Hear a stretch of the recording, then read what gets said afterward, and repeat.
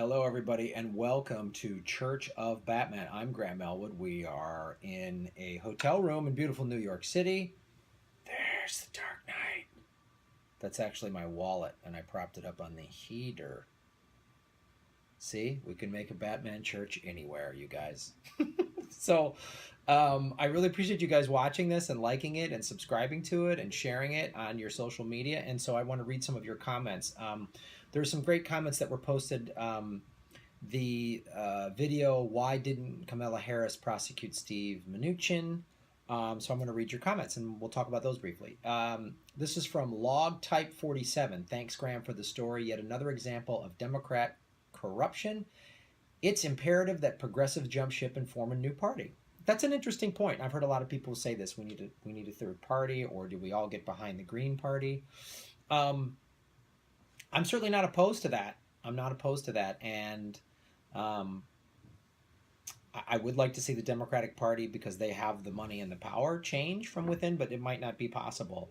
So one thing is, when they see several things. They see the money that Jill Stein raised to do the recount, the money that she raised for her own campaign, the votes that she got. If they look too in this election at the number, there was 8 million people voted third party. That's a lot. Between Gary Johnson, Jill Stein, and there was 1.1 million people wrote in stuff. Now that might be people writing in Mickey Mouse or whatever, but still 8 million people didn't vote for either of the two big candidates. And I think that sends a message. And I think, again, we talk a lot about the show about local. If you vote third party on the local and actually get some third party candidates in on a small local level, it sends a message. So I'd love to see a viable third party. I'd love to see a presidential debate between a Republican, a Democrat, a Green, and a Libertarian. I'd love to see that. I think that'd be fantastic. Again, the two parties control who gets to go on stage for a major debate.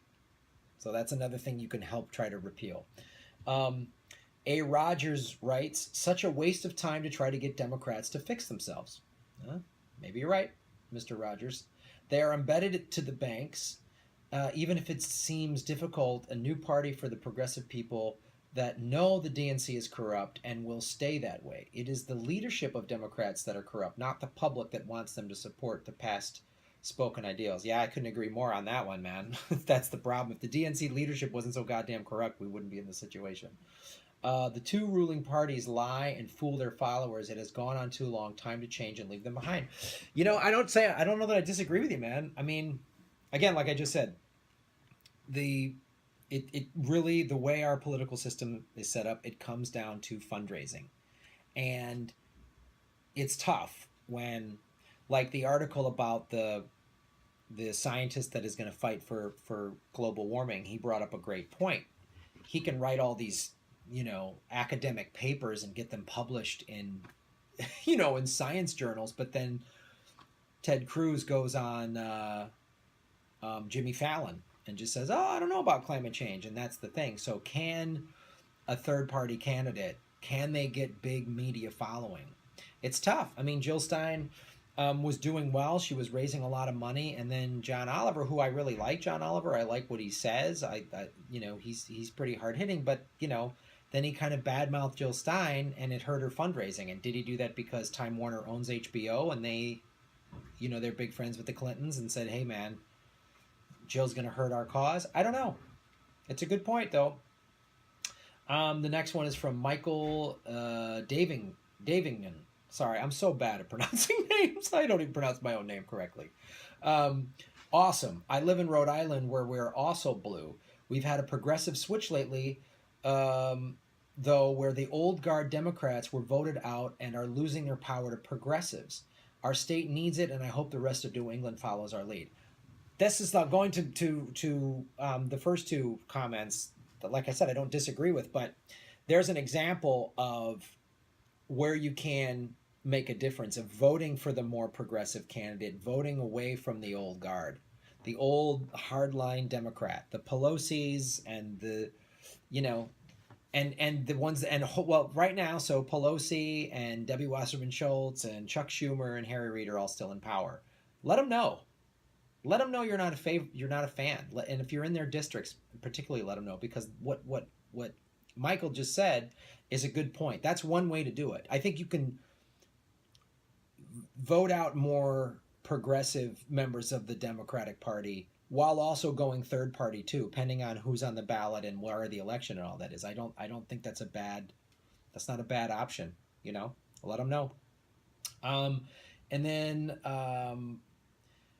from a comment after the election fallout video that I posted, Eric Damon posted great video. Thanks, Eric. I always felt that Hillary lost the high ground when the DNC cock-blocked Bernie time and time again in her favor. Then Trump used America's distrust against her. Man, that is dead on. This is the thing. And it was in that article that I talked about that JB Updike wrote that was in thehill.com. This is why the Democrats lost. They can't sit there and claim moral high ground when they rigged an election.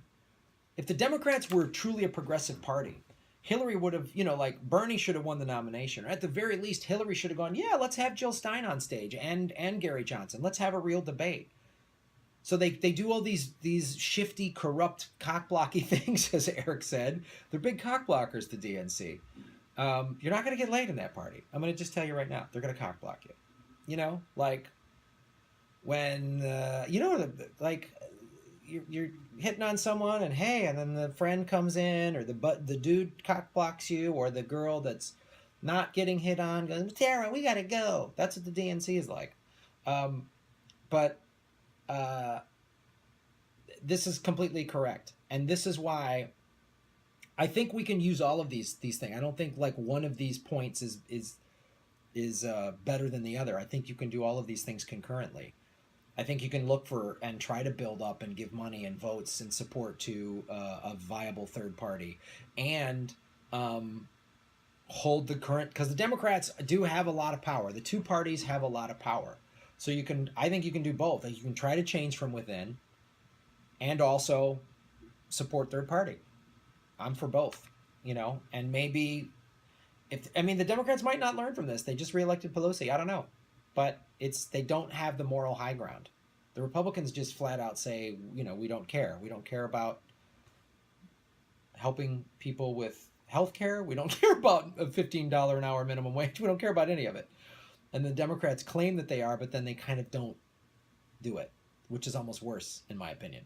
So thanks for your comments, you guys. I'll do this again as more come in, and I appreciate you also giving like your personal opinions, and also let me know what's going on in your state or your town, your county, wherever, so we can discuss that, because all politics are local. This is Graham Elwood of the Church of Batman. Thanks for watching, you guys. Like it, subscribe.